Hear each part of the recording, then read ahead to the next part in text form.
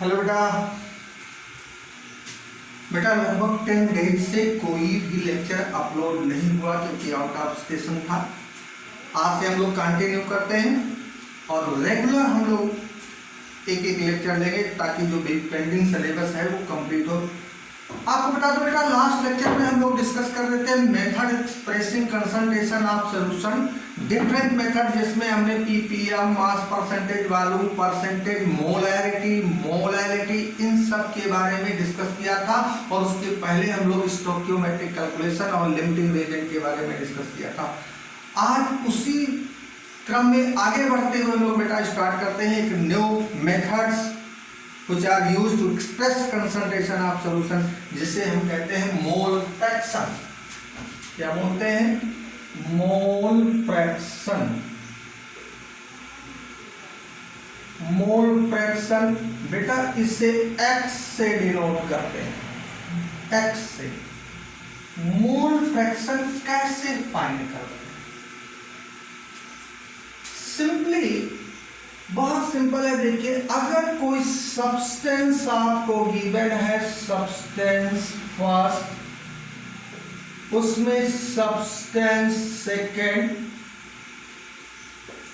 Mix up कर दिया, हो सकता है सब्सटेंस थर्ड भी हो, और ये आपका मिक्सचर फॉर्म कर दिया, या कह लीजिए सॉल्यूशन फॉर्म हो गया। इस मिक्सचर में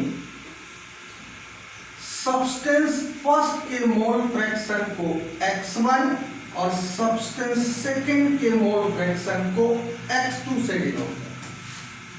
x1 is the mole fraction of component first and x2 is the mole fraction of component second।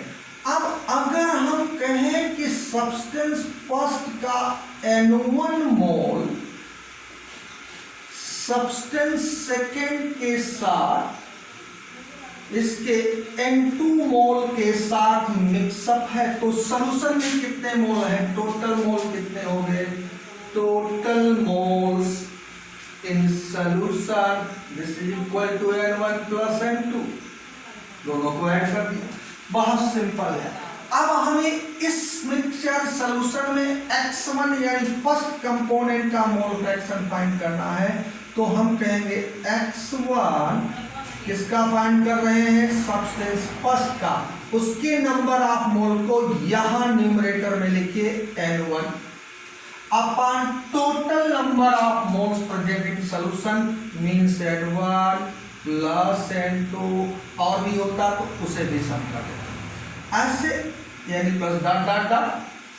x2 हम फाइंड करेंगे, तब हम लिखेंगे number of moles, second component के नंबर ऑफ मोल्स को न्यूमरेटर में लोगे N2 upon total N1 plus N2।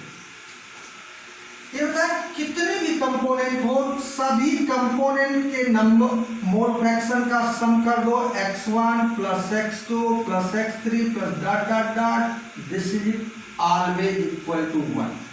यानी सॉल्यूशन है तो सॉल्यूट और सॉल्वेंट के मोल फ्रैक्शन का सम कितना आएगा? 1 आएगा। ये रिलेशन होता है फाइंड करने का।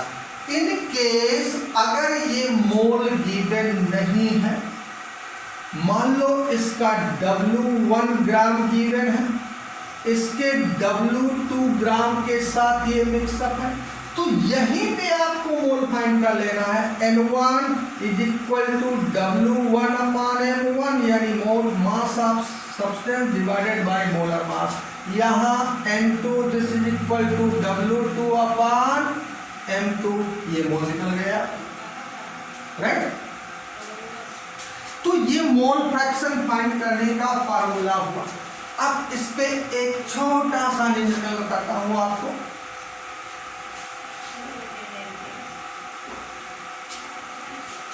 सपोज करो, कहता है कि 4 क्वेश्चन है कि 4.6 gram ethanol C2H5OH is mixed with 3.2 gram of methanol means CH3OH, और कहता है इस मिक्सचर में दोनों कंपोनेंट का मोल फ्रैक्शन फाइंड कीजिए।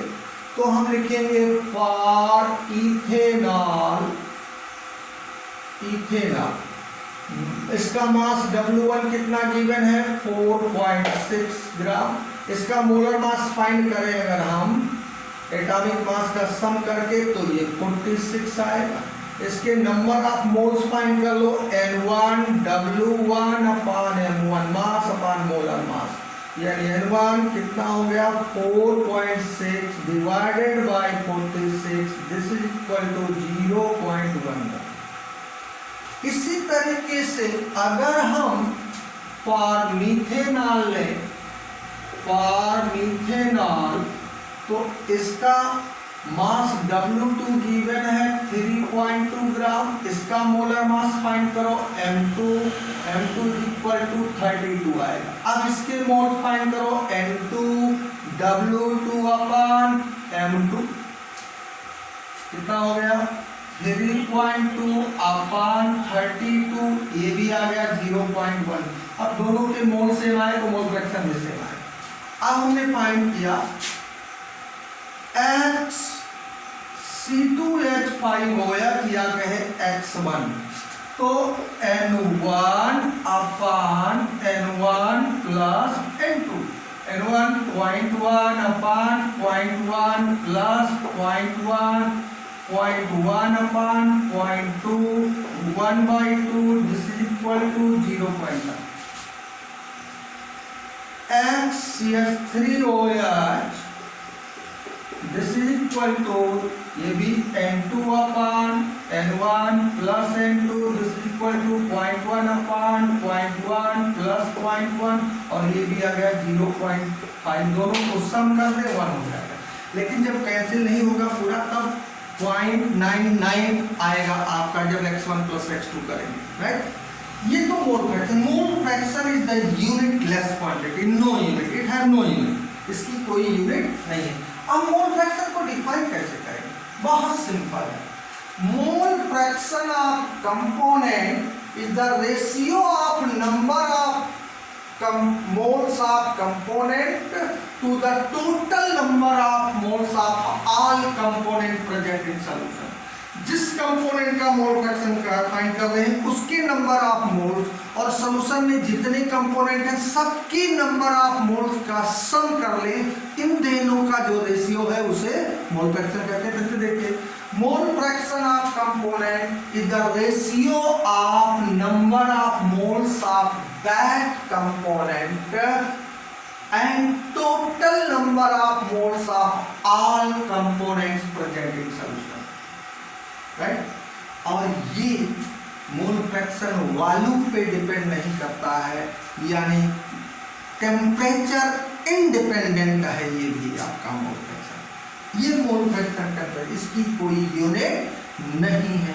तो सिंपली मैंने बताया जिसके मोल फ्रैक्शन फाइंड करना पड़े, जितने भी कंपोनेंट हैं सबके मोल्स फाइंड कर लीजिए। जिसका मोल फ्रैक्शन फाइंड कर रहे हैं उसके नंबर ऑफ मोल्स को न्यूमरेटर में रखिए और जितने भी कंपोनेंट हैं सबके नंबर ऑफ मोल्स का सम करके डिनोमिनेटर में लिख दीजिए, सॉल्व कर दीजिए, मोल फ्रैक्शन आ जाएगा। एंड ऑल कंपोनेंट्स के मोल फ्रैक्शन का सम 1 होगा, राइट। अब इसके बाद इस चैप्टर में बचा है empirical formula and molecular formula का कैलकुलेशन, जिसपे सिंपल न्यूमेरिकल पूछा जाएगा, उसकी कोई डेफिनेशन से नहीं पूछी जाएगी, केवल न्यूमेरिकल पूछा जाएगा। नेक्स्ट आज मैंने स्टार्ट कर दिया, नेक्स्ट लेक्चर में हम लोग इस चैप्टर को कंप्लीट करेंगे और फिर न्यूमेरिकल प्रैक्टिस करेंगे एक लेक्चर में और आगे जाके, ठीक है बेटा, ओके।